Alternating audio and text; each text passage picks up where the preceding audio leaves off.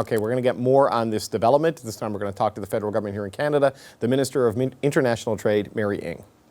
Minister, I know you're celebrating this news, but this deal still has to get through the U.S. Senate, then it's got to get through Congress. That's no easy task in America in 2022. How confident are you that this is going to pass? Well, David, I'm very encouraged at what we are seeing. I think today is a good day and good news for Canadian workers, for jobs, and certainly for the auto sector. This is an issue we've been working very hard at, starting with the Prime Minister over a year ago, meeting with the President. I was there, of course, and have been in Washington, D.C., and have had many, many meetings with American senators and members of Congress with the administration. And yes, there is still work to be done. Of course, this has to pass through the American legislative system, but I am hopeful that this will make its way through, and that it's a good day for Canadian workers and the Canadian auto industry. Well, Joe Biden has really been struggling to pass his legislative agenda. I'm just wondering, when did you learn that there was an agreement on these amendments to this particular bill? Well, I learned last evening, and that this had come to be, and we're pleased about this. And if I take a step back for a moment, this is a bill that is going to that I think for the Americans, they say it makes sense for them.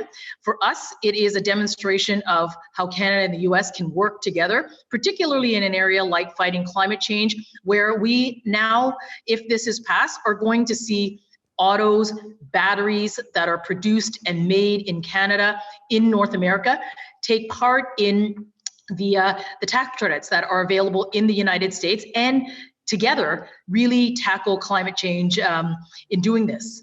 In your statement today, you said it took a Team Canada effort to get to this point, and I know that a lot of the sectors of Canadian industry and political machinery all came together to work on this.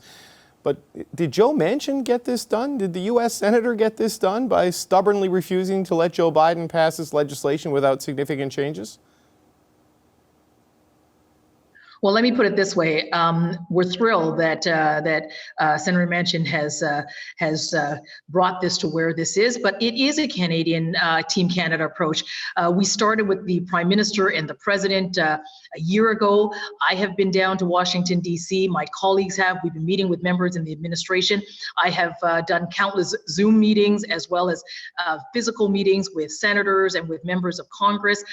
This has been a top advocacy for our government. We've been working, and I want to thank here Team Canada. And who are Team Canada?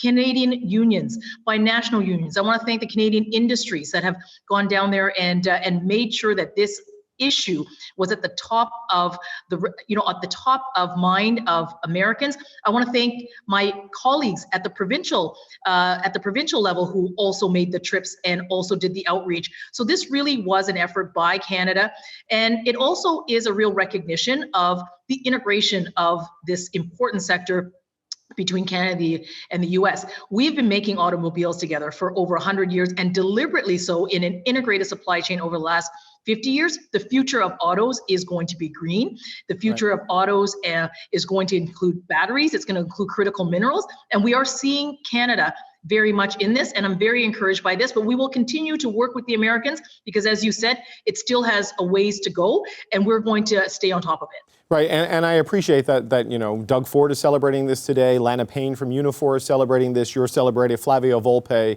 and they all put in the time, but this didn't get done until they got an agreement with Joe Manchin. So is it your understanding that it was the negotiations at that level that finally allowed this to go through, and is that the reason the electric vehicle tax credit has changed? Well, I'm very happy that the Americans have continued to work so diligently at this, and I don't want to speak about the process that has taken place in the United States. I want to be able to speak to it from the Canadian side, which is that the U.S. is a very important, and in fact, indeed our largest trading partner. This is a very important sector. It's really important to Canadian workers and to our businesses and to our economy. And we're very pleased that that no matter how it got here, it is here, and that it is a good day for Canadian workers, for the auto sector, and it's a good day for climate change. This is something where we are committed to working together, the Canadian government, the Biden administration, And I think what you're seeing here is a recognition that this commitment to fight climate change together is one where Canada is very much and can be a part of the solution. Well, I wanted to talk a final question on that point. The proposed legislation, it includes tax credits for Americans if certain percentages of the batteries that go in these cars are sourced from U.S. free trade partners. I mean, that obviously creates some opportunity for Canada, but I wanted you to consult with other international allies like Germany, Japan, and South Korea in advance of this legislation. Well, I mean, take a look at what we have just attracted here in Canada. We have made investment to build out our critical minerals plan. We have attracted investments to produce batteries here in Canada from those very countries, in Europe as well as in Asia. So I think that what you're seeing here is a commitment of countries who are, who are trading together, who have FTAs together, collaborating in an area that is really important to all of us, and that is fighting climate change. And in doing so, if I could make a plug for my government, the environment and the economy indeed go hand in hand, and that's what this is.